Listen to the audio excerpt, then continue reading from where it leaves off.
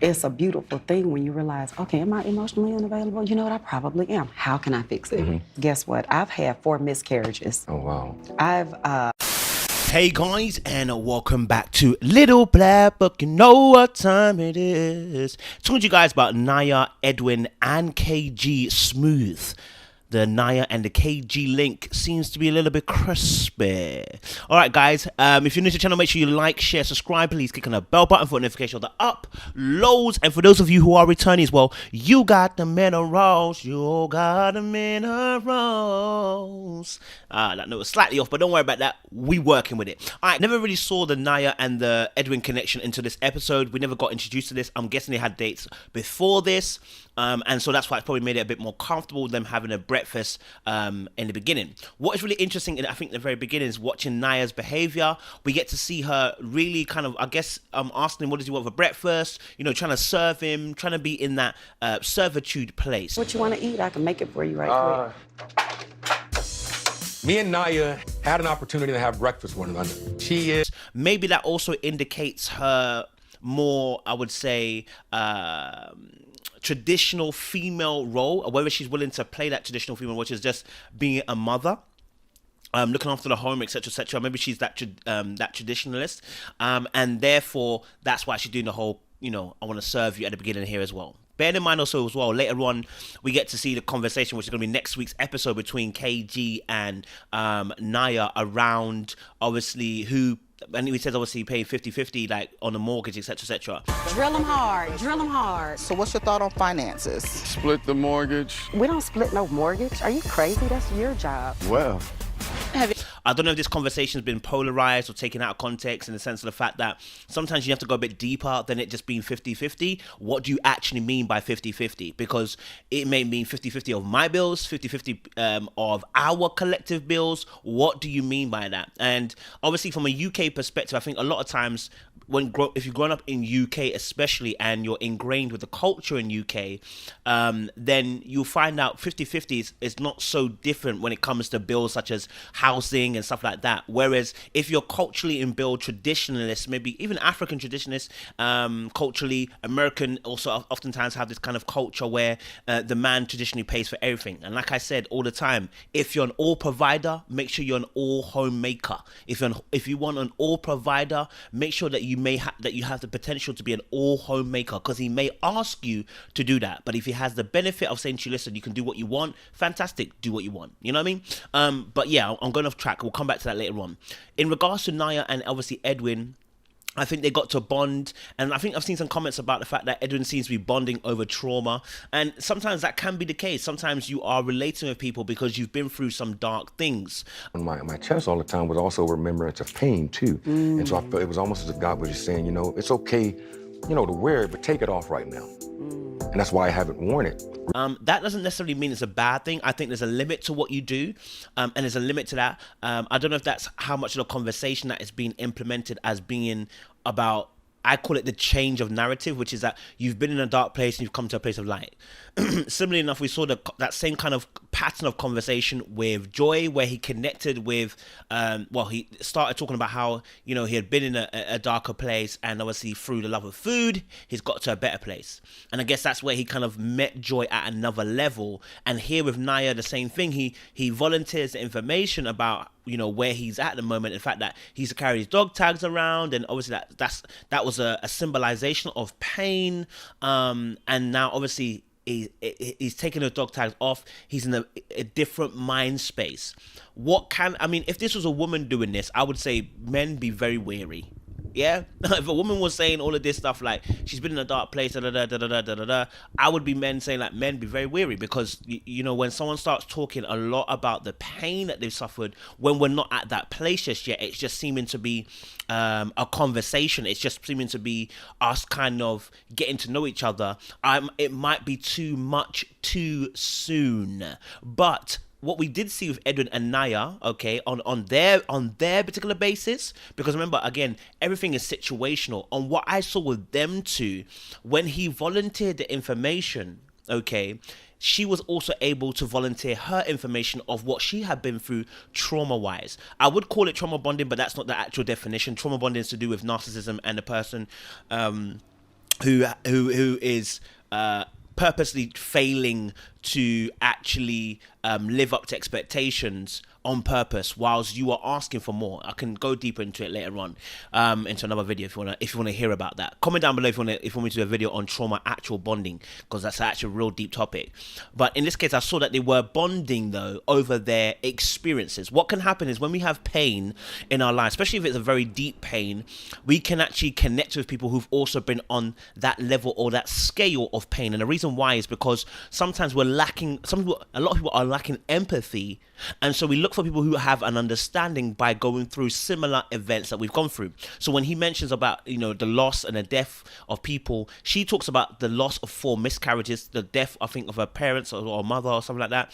So you can see that they're bonding over the fact that, yes, I've been through some traumatic things, but I'm not there no more. I've grown. And so in that respect, it's okay in their scenario because they are bonding over this conversation where they've both been at a place and grown out of it. I would say, listen, because they're in a house, it's slightly different to how you would date. When you are dating, you might want to be a bit more cautious about how you volunteer certain information. 1, because you're not in the house to see their movements every single day. 2, you see them very few times, so you have to get to know that person a bit more before you volunteer. And 3, it leaves you very vulnerable to be that emotionally available and that emotionally forthcoming. Right? And so, but I appreciate the fact that they were having that conversation. It's interesting as well, the self-awareness that Edwin had. I don't know if it's because he feels like, he said, obviously, I don't want to be talking too much. And then he kind of started eating his food. And that allowed Naya then to get involved in the conversation. But you got to make me eat, because I'll start chit-chatting, but... No. It's a beautiful thing when you realize, okay. So, he's obviously aware that potentially he could talk too much, but it could also be a case of the fact that he lacks confidence when he does begin to speak. He thinks that nobody wants to hear him. I know that because I've been through it. So sometimes I have to think to myself, am I talking too much? So, I saw that, and then obviously that allowed Naya to get involved in the conversation. What is interesting, because I'm going to go now to KG Smooth and Naya's connection.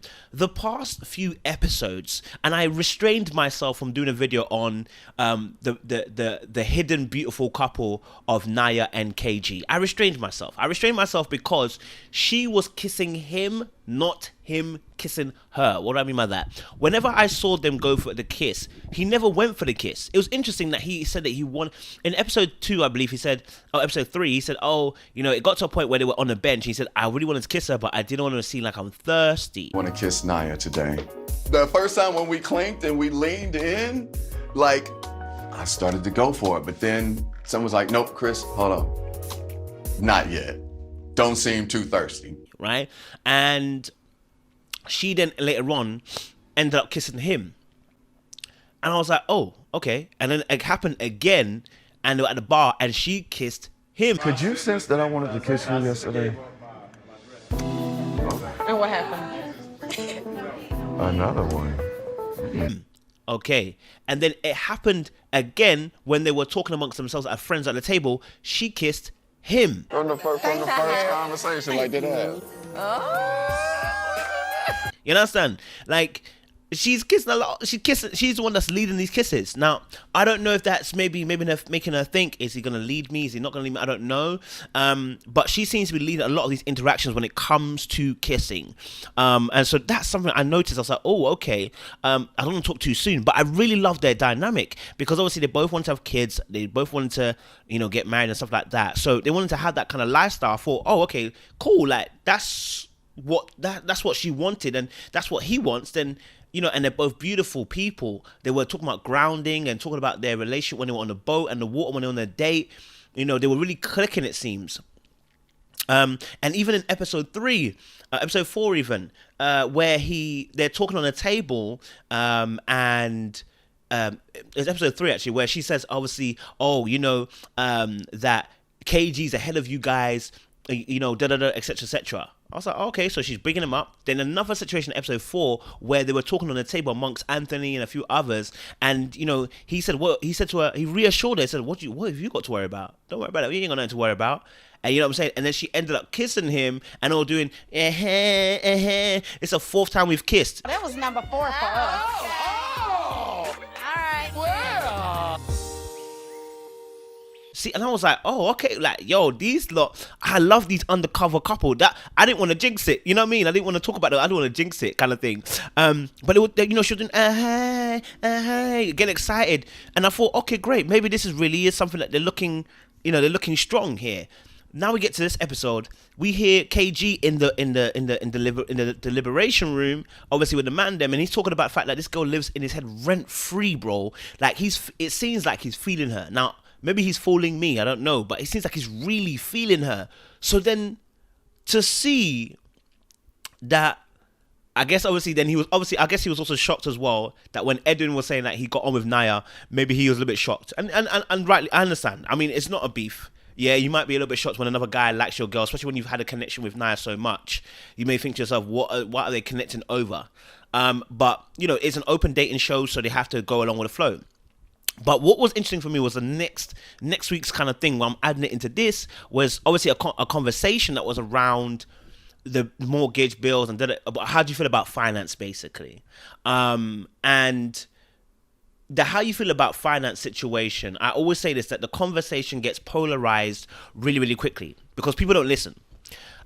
People have their expectations, but that's what they expect, but they haven't discussed with anybody with another set of people about their expectations. So then there's a disappointment on someone's side because you thought this was one way and I thought one way. And so when it said, obviously, it's your job to pay the bills, We don't split no mortgage. Are you crazy? That's your job. Well, actually, no. The role of provider does not mean I pay for everything. And here's why I say it doesn't mean to pay for everything.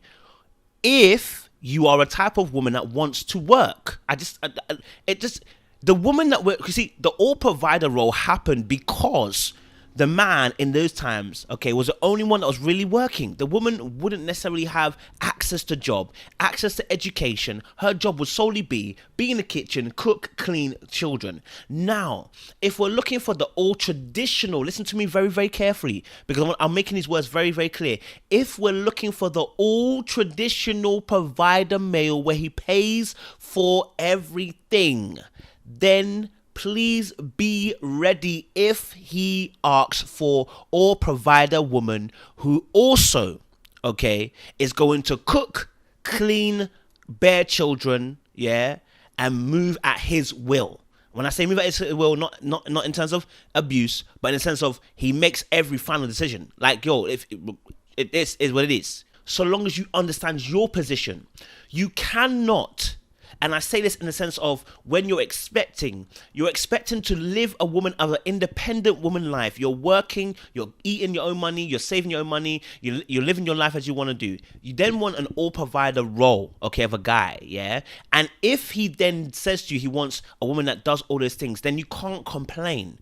What I would say as a caveat is, then if the man wants you or feels that he feels comfortable that you can work, have that things and pay all the bills, then fine. But that does not dictate that he's a dusty, that he's not a real man. No, you are not in your traditional female role if you are not operating in the kitchen, you're not looking after the kids, you're not the homemaker, you're not in your traditional female role. When you go into the workplace, you're no longer in traditional female role. But I would say this again, it's a nuance. It's what do you require in your relationship. So I would say just be wary of that expectation so long as you're having that discussion about what you expect. Better is your £10 and my £10 together to make 20 than my £10 and you're eating my £10. Deep that kind of ideology. Better is our £10 together, we put it towards something. The Bible says one can put 1,000 to flight, two can put 10,000 to flight. What we're looking at is teamwork, right? And that teamwork can look in a whole heap of different ways. And I've always said this, if you're a woman contributing financially, man, them can't then complain about when she wants to have when she's dictating certain things, because at the end of the day, bro, she's contributing financially. So when she says, listen, financially, this is where it should go, you can't say nothing. You know what I'm saying? You can't chat. You know what I mean? But I always say it should be a dynamic front. And I think for many of us in the UK, I'm going to give you a UK perspective. So if you're USA watching this, I know you have a different perspective because you guys have a different culture to the UK. In the UK, many of us understand that not many of us are making six figures, right? can make good, decent money, but six figures is not something that is so predominant in the UK sphere, right? So buying a house that is 200, 300,000 pounds might require actually both of you to actually put your money together. And so I find it poor of a mentality that we have to find that if the man can't pay for everything, he ain't a man. That's not necessarily right. That's not necessarily right. But if that's the type of guy that you want, I'm not going to shun you for that. I just want you to understand that there may be also another flip side of that. That's all. You know what I'm saying? But I do get the side of Naya as well, which is that because I feel like she's a homemaker, she wants that homemaker role. Listen, then she has every right to want that traditional gentleman because she wants to play that traditional role. You know what I mean? But then that leads obviously then to a kiss with Edwin. Now, I don't know what's happening in between. I'm hoping that maybe KG did something stupid, yeah? And she's now kissing because it's like, I get the fact that we're dating here, but this is similar to the London, the Divine, and Alexis situation. When you start kissing, you're initiating something completely different. Do you know what I'm saying? Like, when you start kissing people, you are initiating something different. So I'm looking at it and I'm going, why is Naya kissing also Edwin at the same time? I'm not saying you can't be attracted to multiple people. I am not saying that you can't even kiss multiple people. But what I'm saying is that it initiates something. It says something. It's a statement, as Brian went into the room and said, it is a statement. So for me, I was like looking at it going, I hope this boy KG did something stupid or they're not talking or something like that, because kissing another guy after you've kissed KG and you have said yourself, from day one, connection, you've spat bars. So I don't know. I mean, I'm not trying to bash Naya or Edwin for anything, because I think like I said, this is a dating show. At the end of the day, you got to date. It's not my preference of a show. I wouldn't go on it to do it because I'll start killing people. But I do get the premise of trying to have multiple dates to kind of see where you are. In fact, we do it in the world in the sense of we text and type and call people. We kind of do it a little bit. But for me, watching it, I was just like, oh, Naya, like, girl, weren't you saying that you were the perfect kind of couple? Like, he backs you and he's assured you as well. So I'm imagining the kind of pain that KG's going to feel in the next episode, seeing or hearing the fact that Edwin and Naya kiss, especially when it looked like she was the one that actually initiated the kiss. So that will be a violation in itself, because like I said, you kissed. Remember the fact that it was KG. It was KG that checked Brian. So potentially KG is a man of principle. Potentially he could be a man of principle. So when he sees what Naya's done, he may not take it lightly. Just saying. Or he may not, but I think he might not take it lightly. Do you know what I'm saying? But yeah, I don't know. But yeah, guys, like I said, it is a competition as well as it is a dating show. So guys, make sure you like, you share, subscribe for more content like this. Leave your comments down below. We enjoy it, whether you agree or disagree. Sometimes I disagree with what you disagree with, and I love it. Do you know what I mean? It means it's more eclectic viewpoints. I like it. You understand? Make sure you like, share, subscribe. Click on the bell button for notifications. They're up. Loads, baby, and we appreciate you guys. Stay locked, stay loaded, and we'll see you soon. Hey.